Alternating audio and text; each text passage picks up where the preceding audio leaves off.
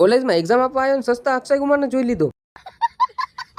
નમસ્તે ભાઈઓ અને એમની પ્યારી બહેનો. સવારમાં મસ્ત મજાને રેડી થઈને હું પહોંચી ગયો તો દુખી શ્યામ બાપાના સરકારને મારું થોડુંક દુઃખ વ્યક્ત કરવા માટે.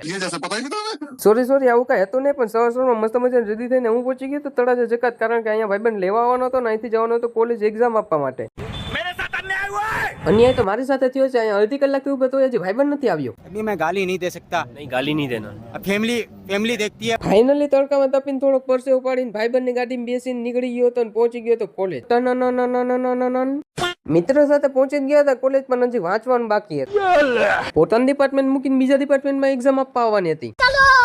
સવારમાં બહુ મસ્ત મૂડ હતો, પણ પેપર પૂરું થયું પછી કઈ બોલવા રાખ્યું જ નથી. બહાર નીકળીને જોઈને તો મિત્ર બોક્સિંગ ની તૈયારી કરતો હતો. कैसे लोग रहते हैं यार यहाँ पर. થોડી વાર પછી ચશ્મા કાઢીને ચશ્મા પહેરીને તો હીરોગીરી કરતો હતો.